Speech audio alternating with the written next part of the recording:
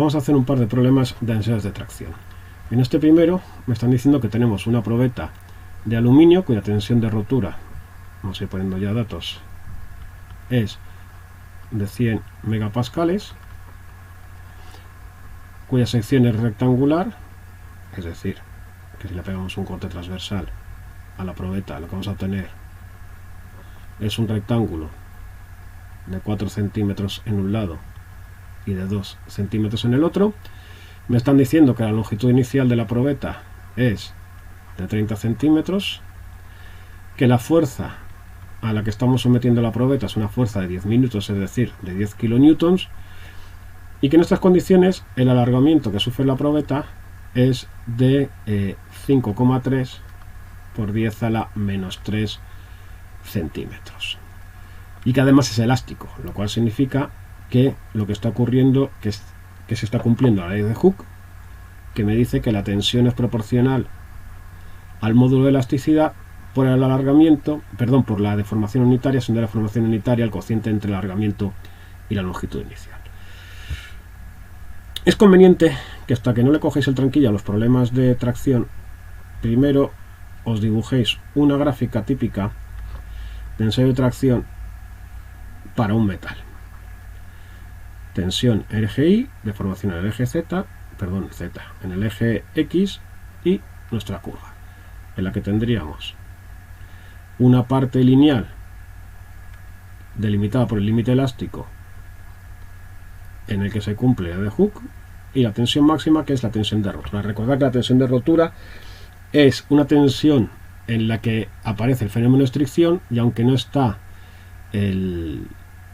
la probeta rota, el material se considera roto a efectos prácticos.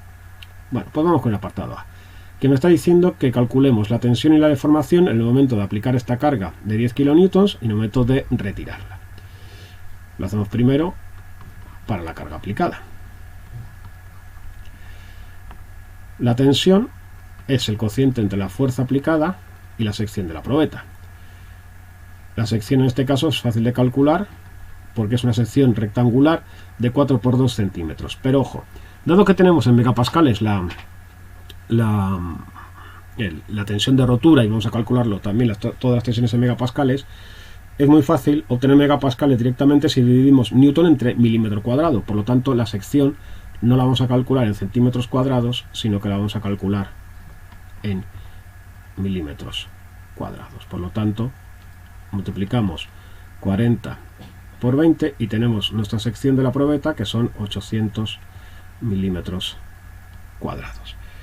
Así que simplemente lo que hacemos es dividir estos 10 kilonewtons, es decir, 10 a la 4 newtons, entre la superficie de la probeta, que son 800 milímetros cuadrados, y el resultado que obtengamos va a ser directamente en megapascales, 12,5 megapascales.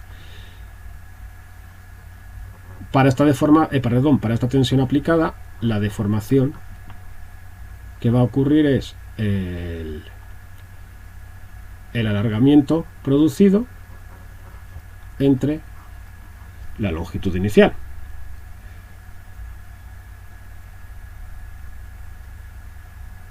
Y para calcularme, como no me dan como no me están dando el alargamiento, me están dando el alargamiento. Esto directamente lo que hacemos es sustituir los datos, y son 5,3 por 10 a la menos 3 centímetros el alargamiento entre la longitud inicial de la probeta, que son 30 centímetros. Por lo tanto, lo que tenemos es que la deformación unitaria es de 1,77 por 10 a la menos 4. Recuerda que las deformaciones siempre son pequeñas, y además nos aseguramos de que es adimensional. Si estamos dividiendo centímetros y multiplicando por centímetros, se anulan entre sí, y por lo tanto me da que el alargamiento es adimensional, que es a lo que sabíamos. Bueno, ¿qué ocurre cuando la fuerza aplicada es nula, cuando retiramos la fuerza? Bueno, evidentemente, por definición, si la fuerza es cero entre cualquier cosa es cero, como bien sabemos, no hay tensión aplicada. Pero la deformación cuando no hay tensión aplicada sobre la probeta, puede ser o nula o no nula. Es nula si ha habido deformaciones elásticas, es no nula si ha habido deformaciones plásticas. Pero como el problema nos dice específicamente que la deformación ha sido elástica, eso significa que la tensión después de retirar la fuerza es cero. Y la causa de que sea cero no es que no haya fuerza, es que no hay fuerza y la deformación que se ha producido ha sido elástica. Si la deformación, repito, hubiese sido plástica, no podríamos afirmar esto.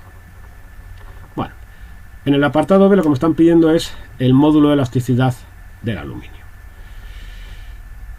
Para eso, para calcular el módulo de elasticidad, que es la pendiente de la curva, de la recta cuando estamos en la zona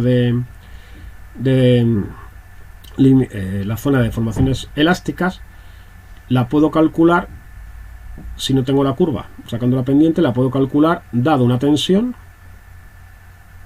saber a qué deformación corresponde. Si yo tengo esa pareja de puntos de tensión y deformación, puedo aplicar la ley de Hooke, es decir, puedo despejar de esta fórmula de aquí. Y conozco este caso, porque sé que para 10 kilonewtons la tensión es una tensión que provoca una deformación elástica y la deformación también la conozco, me la acabo de calcular. Tengo 12,5 megapascales para la tensión, la deformación es 1,77 por 10 a la menos 4, por lo tanto es bastante sencillo realizar esto simplemente cogiendo los datos que tengo del apartado A para la fuerza aplicada de 10 kilonewtons y despejar de la ley de Hooke. Si yo despejo de la ley de Hooke,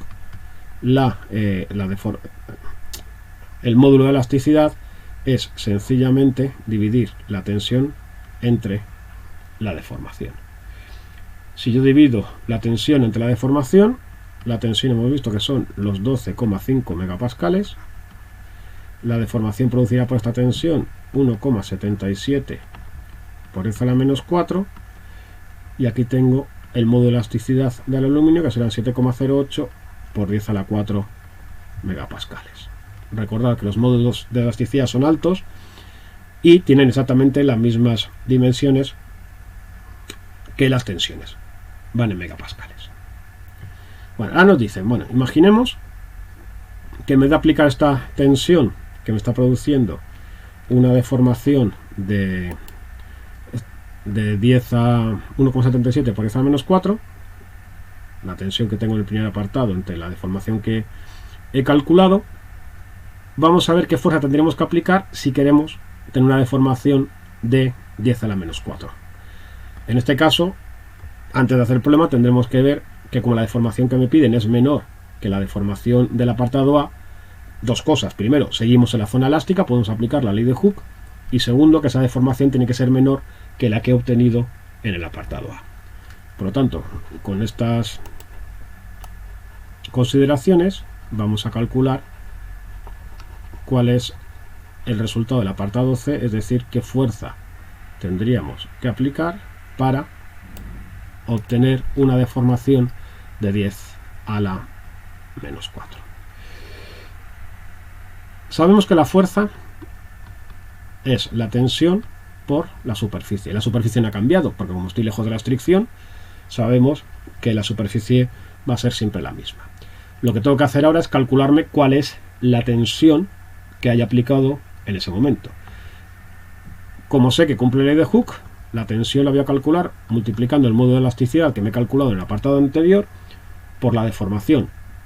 Y estas dos cosas las tengo ya. Uno es un dato del problema, 10 a la menos 4 la deformación, y el otro lo acabo de calcular, que es el módulo de elasticidad, que es 7,08 por 10 a la 4 megapascales.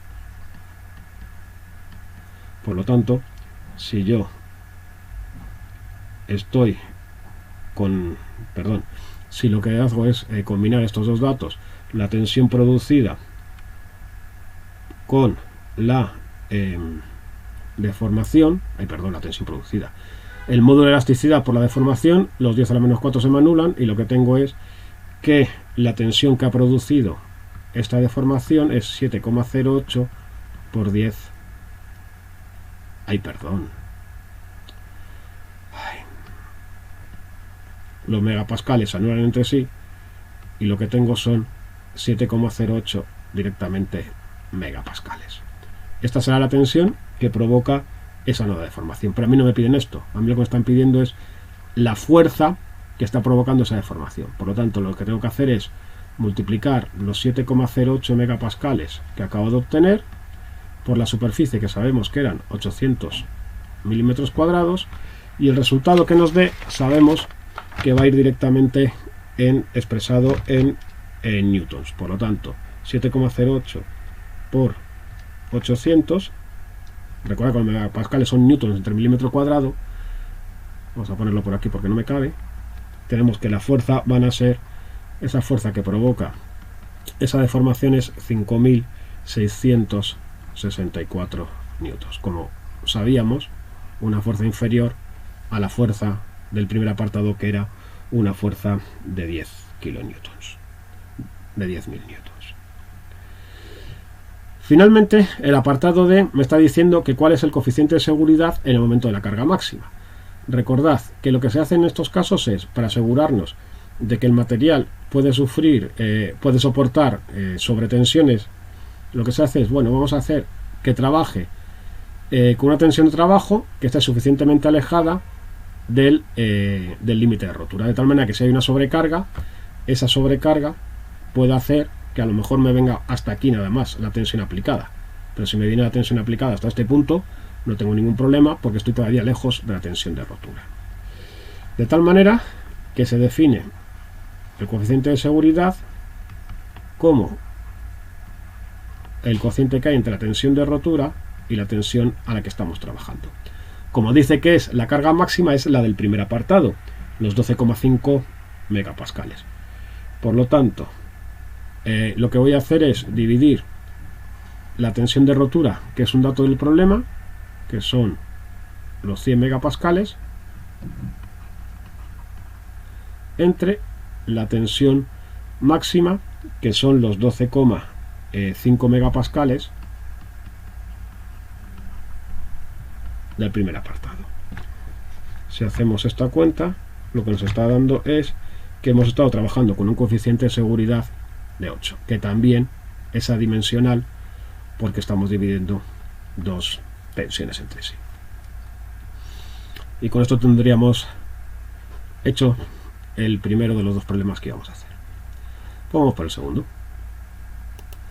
En el segundo me está diciendo que tenemos una probeta formada por dos secciones circulares, pero en este caso de diámetros diferentes.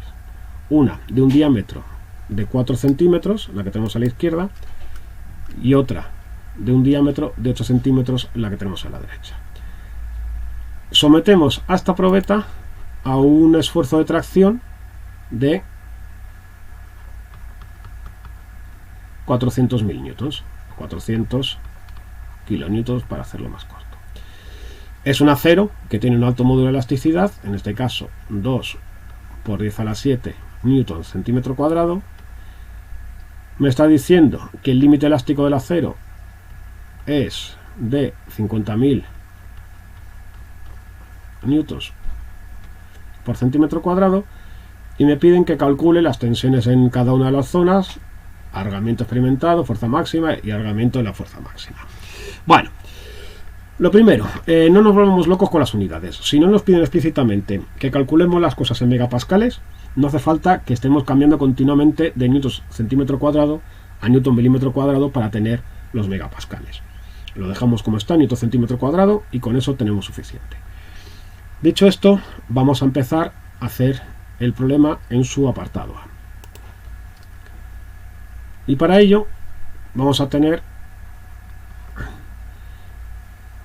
que, como la probeta tiene dos secciones, una que va del punto A al B y otra al B y al C, la tensión va a ser diferente en la parte AB, en la sección AB, que en la BC.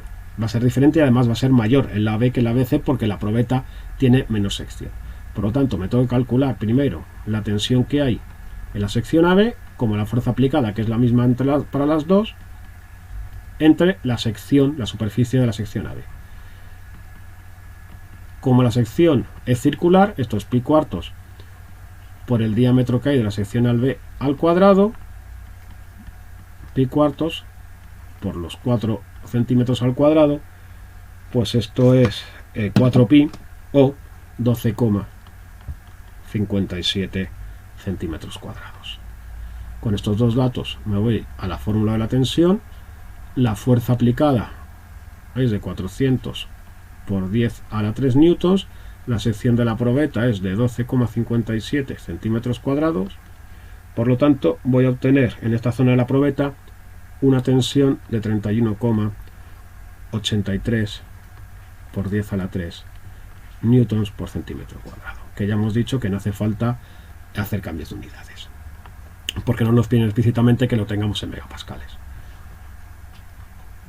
Haciendo lo mismo para la sección BC, la tensión en la sección BC va a ser la fuerza entre la superficie, no la sección, perdón, no la tensión, entre la superficie BC, y hacemos lo mismo. Primero calculamos la superficie de la sección BC, que es pi cuartos por el diámetro BC al cuadrado, pi cuartos por 8 centímetros al cuadrado, y esto va a dar 50,27 centímetros cuadrados.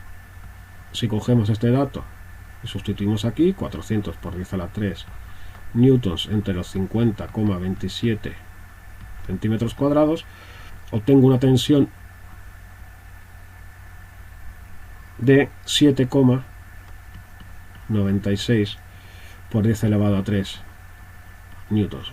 centímetros cuadrados, perdón, que como sabemos, o como ya esperábamos, es una tensión menor que la tensión que teníamos en la zona B, dado que la zona B es de una sección menor. Se podía haber hecho el problema más rápido. Se podía haber hecho el problema simplemente haciendo la primera parte, es decir, calculándonos cuál es la tensión en la zona B, y luego, como sabemos que la zona BC tiene el doble de diámetro, si tiene el doble de diámetro, su sección va a ser 4 veces mayor que en la zona B. Por lo tanto, si la sección es 4 veces mayor, la tensión de la zona BC va a ser 4 veces menor que la tensión en la zona B. Y si dividís 31,83 vais a ver que he dado 7,96. Por lo tanto, se podía haber hecho este problema de una manera más rápida. Bueno, en el apartado B me están pidiendo que nos calculemos el alargamiento experimentado por la probeta. El alargamiento total, que será lo que se ha alargado entre el punto A y el punto B, va a ser el resultado de sumar los dos alargamientos que haya. La sección AB se alargará de una manera y la sección BC sufrirá otro alargamiento diferente. Por lo tanto, me tengo que calcular el alargamiento de la sección AB en la BC y sumarlos. Para hacer esto, me tengo que asegurar primero de que el material está cumpliendo o está trabajando en la zona elástica y cumple la ley de Hooke. Y estamos viendo que efectivamente cumplimos la ley de Hooke, porque la zona que más sufre, que es la AB, tiene una tensión de 31,83 por 10 a la 3 newton centímetro, que está por debajo del límite elástico, que son 50.000. Por lo tanto, tanto en la zona A como en la zona B se está cumpliendo la ley de Hooke. Así que si se está cumpliendo la ley de Hooke, yo puedo calcularme sin ningún problema los alargamientos a partir de la ley de Hooke. ¿Cómo? Bueno, lo que sabemos es lo siguiente. Lo que sabemos es que el alargamiento total, como tenemos aquí, va a ser el alargamiento sufrido por la sección AB más el alargamiento sufrido por la sección BC. A su vez, nosotros sabemos de la definición de deformación, que la deformación es el alargamiento entre la longitud inicial. Por lo tanto, el alargamiento de la sección AB será la deformación de la sección AB por la longitud inicial de la zona B más la deformación de la zona BC por la longitud inicial de la sección BC. A su vez, como en ambos se cumple la ley de Hooke, que me está diciendo que la tensión es el módulo de elasticidad por el alargamiento, lo que puedo hacer es sustituir aquí para cada una de las secciones, despejando, es decir, el alargamiento, perdón, la deformación es la tensión entre el módulo de elasticidad, por lo tanto, sustituyo y tengo que para la sección AB, la deformación es la tensión AB entre el módulo de elasticidad por la longitud inicial AB, más, hago lo mismo para BC, tensión en BC, entre el módulo de elasticidad por la longitud inicial BC. Como el módulo es el mismo para los dos, lo puedo sacar factor común y me queda esta ecuación, en la cual ya conozco todo, porque conozco las longitudes iniciales, que son datos del problema, conozco también el módulo de elasticidad, que es otro dato del problema, y me he calculado en el apartado anterior las dos tensiones. Por lo tanto, sustituyendo, esto va a ser 1 entre 2 por 10 a la 7, vamos a no poner unidades, sabemos que está todo bien para no liarlo más, por la tensión de la zona AB, que hemos visto que es 31,83 por 10 a la 3, por la longitud inicial, que son 30 centímetros, más la tensión de la zona BC, que son 7,96 por 10 a la 3, por su longitud inicial, que son 50. Aquí habría newton centímetro cuadrado, que se manipularían con los newton centímetro cuadrado de las tensiones, y me sobrevivirían los centímetros de los alargamientos, que es justo lo que yo quiero. Y una vez comprobado que dimensionalmente es correcto, esto sería 0,068 centímetros. Este sería el dato que estábamos buscando, que es cuál es el alargamiento total de la probeta, sumando los alargamientos de la primera zona y de la segunda zona. A continuación me están pidiendo que calcule la fuerza máxima que podemos aplicar a nuestra probeta antes de que aparezcan las deformaciones plásticas. Es decir, tenemos que ver cuál sería la fuerza máxima que puedo aplicar yo a mi probeta antes de que se empiece a deformar plásticamente. Y como la probeta tiene dos secciones, lo que vamos a hacer es calcular cuándo aparecen las deformaciones plásticas en la zona más débil, es decir, en la zona que tiene menos sección. Así que lo que tengo que hacer es calcular o ver en qué momento alcanzamos el límite elástico para la sección AB, que es la pequeña. Pues vamos a ello. Vamos a borrar aquí.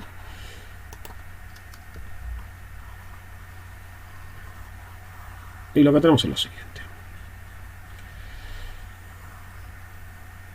Yo sé cuál es la tensión límite elástica de mi material. Como yo sé cuál es la tensión límite elástica de mi material y sé que esa es la tensión que va a producirse en la parte más fina de mi probeta, lo que tengo que hacer es simplemente aplicar mi fórmula, que la tensión, en este caso el límite elástico, es la fuerza entre la sección. Por lo tanto, puedo despejar fácilmente de aquí cuál es la fuerza. La fuerza será el límite elástico por la sección, en este caso la sección más fina, que es la AB. Como el límite elástico es un dato del problema, 50.000 newton centímetro cuadrado, y la sección AB me la he calculado para el apartado A, que es 12,57 centímetros cuadrados, puedo calcularme fácilmente cuál es la fuerza en la que empiezan a aparecer las deformaciones elásticas, y si la dejamos en kilonewtons para que no salga un número demasiado poco manejable, tendremos que esas fuerzas son 628,31 kilonewtons. Por lo tanto, esta va a ser la fuerza a partir de la cual aparecerán las deformaciones elásticas en mi plásticas, mejor dicho, en mi material, que hemos visto que es en la zona más estrecha, que es la zona AB, la sección AB. Y ahora me piden que calcule lo mismo que en el apartado B, pero cuando la fuerza es la que provoca deformaciones elásticas. Entonces tengo que hacer exactamente lo mismo que he hecho en el apartado B. Calcularme las deformaciones por los alargamientos en cada uno y sumarlo. Recordad que habíamos llegado a la siguiente fórmula. Habíamos llegado a la fórmula que el alargamiento total era 1 entre el módulo elástico por la tensión en AB, que no vamos a poner tensión en AB en este caso, porque sabemos que la tensión que tenemos en la sección AB es justo el límite elástico, por la longitud inicial en AB, igual no, perdón, más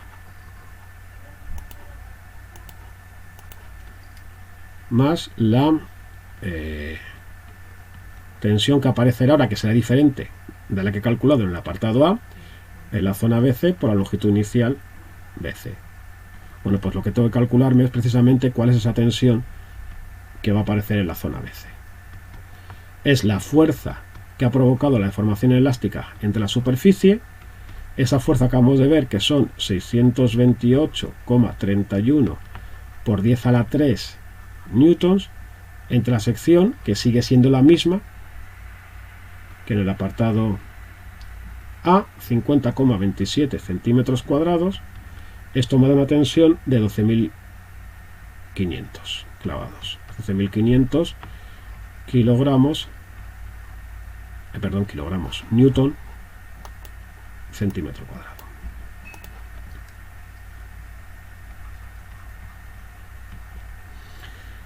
Sustituyendo todo esto, tenemos que el límite elástico es 2 por 10 a la 7. La tensión que hay que poner aquí ahora para la zona B es el límite elástico, la longitud inicial sigue siendo 30, para la zona BC 12.500 newton centímetro cuadrado que me acabo de calcular, la longitud sigue siendo inicial 50 centímetros, por lo tanto lo que tenemos es que en este caso el alargamiento total que ha sufrido la probeta es de 0,106 centímetros. Evidentemente mayor que la que hemos calculado en el apartado A, perdón, en el apartado C, B, no doy una, como era de esperar, porque la fuerza es mayor que la que hemos aplicado en el apartado A y en el apartado B.